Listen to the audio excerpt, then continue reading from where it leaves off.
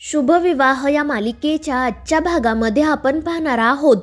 भूमी आणि आकाश त्यांना राहण्यासाठी घर शोधत असतात आणि घर शोधत असताना ते एका माणसाकडे जातात. मात्र तो माणूस सांगतो की तुम्हाला 70,000 रुपये डिपॉझिट आणि 12,000 रुपये भाडं भरावं लागेल. आणि ते ऐकून भूमी म्हणते की हे खूपच जास्त आहे, तुम्हाला थोडं कमी करता येणार नाही का? मात्र तो माणूस म्हणतो की ते शक्य नाही आणि तो तेथून निघून जातो. त्यामुळे भूमी नाराज होते. मात्र आकाश तिला सांगतो की सायकल राणी, तू काळजी करू नको, आपल्याला दुसरीकडे घर नक्की मिळेल. आणि मग त्यानंतर ते दोघे जण अजून एके ठिकाणी जातात. मात्र त्यावेळी त्यांना तिथे दारूची बाटली दिसते, म्हणून ते आजूबाजूला बघतात तर तिथेच काही माणसं दारू पीत बसलेली असतात. आणि त्यामुळे आकाश म्हणतो की चल सायकल राणी, आपल्याला इथे नाही राहायचं. त्यावर भूमीसुद्धा हो म्हणते. तर तो घर मालक म्हणत असतो की मी तुम्हाला कमी पैशांमध्ये हे घर देतो. मात्र भूमी आणि आकाश तेथील परिस्थिती बघून नकार देतात आणि बाहेर पडतात. तर दुसरीकडे रागिणीच्या सांगण्यावरून पौर्णिमा नीलांबरीला कॉल करते आणि ती नीलांबरीला विचारते की भूमी तिकडे आली आहे का? त्यावर नीलांबरी म्हणते नाही, पण काय झालं, ती परत घर वगैरे सोडून गेली की काय? आणि त्यावर पौर्णिमा म्हणते हो, ती घर सोडून गेली आहे. आणि ते ऐकून नीलांबरी खूपच खुश होते. ती म्हणते मग तू इतकी काळजी का करते? त्यावर पौर्णिमा तिला सांगते कारण यावेळी ती आकाशला घेऊन घर सोडून गेली आहे. त्यावर नीलांबरी म्हणते अगं मग तू इतकी टेन्शन का घेते? चांगलंच झालं ना की ती त्या आकाशला घेऊन गेली, उगाच आता तुमच्या डोक्याला त्यांचा ताप नको. आणि त्यावर पौर्णिमा वैतागून म्हणते की आई मी काय म्हणते ते तुला कळत नाहीये. मात्र नीलांबरी म्हणते की मला माहिती आहे, तुला नक्कीच तुझ्या त्या आगाऊ सासूने सांगितलं असणार की ते दोघे जण इकडे आले आहेत की नाही ते बघायला. पण मला तर असं वाटतंय की तू अजिबात तिचं काही ऐकू नको, फक्त तू आकाश आणि भूमीला शोधतीये असं नाटक कर. मात्र त्या दोघांना शोधू नको, ते दोघे घराबाहेर आहेत तेच चांगलं आहे. आणि त्यावर पौर्णिमा म्हणते ठीक आहे, पण जर ते दोघे जण तिकडे आले तर प्लीज मला कळव. त्यावर नीलांबरी हो म्हणते आणि फोन ठेवून देते. आणि त्यानंतर पौर्णिमा रागिणीला सांगते की आकाश आणि भूमी आईकडे गेले नाहीत, त्यामुळे रागिणी खूप चिडते. ती म्हणते की ती भूमी खरंच खूप चिवट आहे, तिला माहिती असणार की ती जर तिथे गेली तर मी लगेच तिला शोधून काढेल. आणि मग त्यानंतर ती तिच्या एका माणसाला फोन करते, आकाश आणि भूमीचा फोटो पाठवते आणि त्या दोघांची माहिती काढायला सांगते. तर दुसरीकडे आकाश आणि भूमी रात्र झालेली असते तरी घर शोधतच असतात. त्यांना एकही घर सापडत नाही. आणि मग आकाशही खूप दमून जातो, त्याला खूप भूकसुद्धा लागलेली असते. आणि त्याचवेळी भूमीचं समोर लक्ष जातं, समोर पावभाजीची गाडी असते आणि मग ती त्याबद्दल आकाशला सांगते. त्यामुळे आकाशही खुश होतो. आणि मग त्यानंतर ते दोघे जण तिथे जाऊन पावभाजी खातात.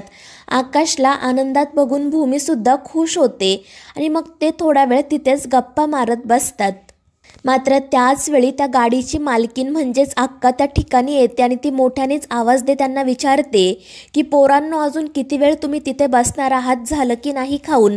आणि तिचा तो आवाज ऐकून आकाश आणि भूमी खूपच घाबरतात. तर ती अक्का त्यांच्या समोर येते. ती भूमी आणि आकाशवर खूप चिडलेली असते. ती त्यांना म्हणत असते इथे काही तुम्ही लग्नाचं जेवायला आलात का? 70 रुपयाची पावभाजी खायची आणि 70 मिनिटं इथं बसून राहायचं असं चालणार नाही. खायचं, पैसे द्यायचे आणि निघायचं. त्या बाकड्यावर तुम्हाला काही राहायचं आहे का? आणि तिचं ते बोलणं ऐकून भूमी आणि आकाश खूपच घाबरतात. भूमी म्हणत असते की आमचं झालंच होतं. त्यावरती अक्का म्हणते झालं होतं तर मग निघायचं ना, इथे का बसून राहिलात? आणि त्यावर आकाश म्हणतो की मावशी आम्हाला माफ करा. मात्र त्यावरती अक्का चिडून म्हणते की मावशी कोणाला म्हणतोस तू, माझं नाव अक्का आहे.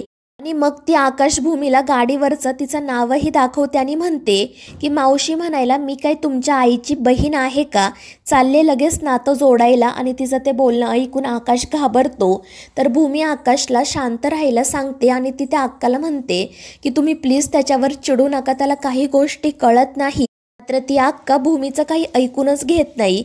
त्यानंतर ती भूमीकडे पावभाजीचे पैसे मागते. मात्र भूमीकडे सुट्टे पैसे नसल्याने ती अक्काला 500 रुपये देते. अक्का ती नोट खरी आहे की नाही ते चेक करते आणि मग तेथून निघून जाते. तर भूमी तिला सुट्ट्या पैशांबद्दल विचारते. मात्र ती अक्का म्हणते की सुट्टे पैसे नाही आहेत माझ्याकडे. त्यावर भूमी म्हणते मग प्लीज तुम्ही आजूबाजूला कोणाकडे मिळतात का बघा ना. कारण मला कोणीही सुट्टे पैसे देणार नाही. त्यावरती अक्का म्हणते मग मलाही कोणी देणार नाही. आणि ते ऐकून भूमी काळजीत पडते. ती त्या अक्काला म्हणत असते की प्लीज मला माझे सुट्टे पैसे परत द्या. मात्र ती अक्का नकार देते.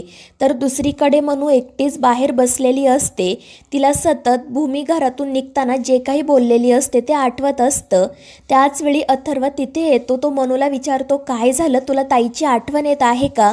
आणि त्यावर मनू रडतच त्याला मिठी मारते. ती खूप रडत असते. तर अथर्व तिला समजावत शांत करतो. त्यानंतर तो मनूला म्हणतो की प्लॅनचं काम कंप्लीट झाल्यानंतर ताई आणि आकाश लवकरच घरी परत येतील. खरं तर मलासुद्धा त्यांची खूप आठवण येत आहे, पण त्यांनाही काम होतं म्हणून जावं लागलं.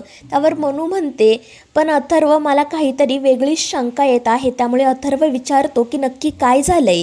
त्यावर मनू म्हणते की ताई निघताना जे काही बोलली ते तू ऐकलं का, ते तुला आठवतंय का? जर तुला त्याचा अर्थ समजला ना तर तू सुद्धा हादरून जाशील. त्यावर अथर्व म्हणतो अगं पण निरोप घेताना जसं प्रत्येकजण बोलतो तसंच ताईसुद्धा बोलली. त्यावर मनू म्हणते की नाही अथर्व, ताई निघताना असं म्हणाली की तुम्ही सर्वजण सावध राहा. याचा अर्थ असाच की आपल्या जीवाला अजूनही धोका आहे. मात्र अथर्व म्हणतो की नाही मनू, ताई हे सहज म्हणाली असेल. तुला ताईची खूप आठवण येत आहे म्हणून कदाचित तू असा विचार करत असशील. मात्र मनू म्हणते की नाही अथर्व, ताईच्या बोलण्यामागे नक्कीच काहीतरी वेगळा अर्थ होता, पण तिला ते सगळं स्पष्टपणे आपल्याला सांगता येत नव्हतं. त्यावर अथर्व तिला समजावतो की मनू असं काही नसेल आणि मग तो तिला शांत करतो. तर मनू म्हणत असते की अथर्व, जेव्हा आपलं लग्न ठरत होतं ना तेव्हा मला खूप भीती वाटत होती की आता मला ताईपासून लांब जावं लागेल. मात्र बघ, देवाच्या कृपेने आमच्या दोघींचं एकाच घरात लग्न झालं. ताई सावलीसारखी माझ्या कायम सोबत राहिली, पण आता ती अशी अचानक मला सोडून निघून गेल्याने मला काय करावं तेच सुचत नाहीये. आणि त्यावर अथर्व तिला समजावतो की ताई लवकरच परत येईल, तू घाबरू नको आणि तोपर्यंत मी आहे ना तुझ्यासोबत. आणि त्यावर मनूसुद्धा हो म्हणते. तर दुसरीकडे अक्का पैसे देत नसल्यामुळे आकाश भूमीला म्हणतो की जाऊ दे सायकल राणी, आपल्याला नको सुट्टे पैसे, आपण जाऊया तिथून. मात्र भूमी म्हणते की आकाश असं कसं, ते आपल्या कष्टाचे पैसे आहेत आणि तुला माहिती आहे ना आपल्याकडे जास्त पैसे नाही आहेत, त्यामुळे ते पैसे आपल्याला लागतील. आणि मग ती पुन्हा त्या अक्काकडे पैसे मागते.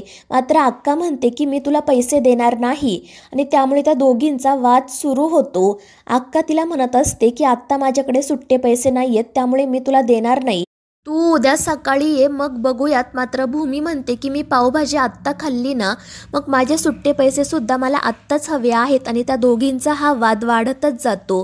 शेवटी आकाशला एक कल्पना सुचते आणि तिथे पावभाजी खात असणाऱ्या सगळ्या माणसांकडून तो त्यांचे पैसे गोळा करतो आणि मग अक्काकडे देत म्हणतो की हे घ्या अक्का पैसे, आता तुम्ही सायकल राणीला सुट्टे पैसे द्या.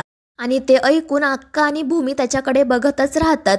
आणि त्यानंतर अक्का भूमीला सुट्टे पैसे देते आणि मग ते दोघेजण तेथून निघून जातात. तर ते अक्का मनाशी म्हणत असते की या आगाऊ मुलीच्या गळ्यात मंगळसूत्र तर दिसत होतं, पण हा तिचा नवरा आहे की नाही माहीत नाही.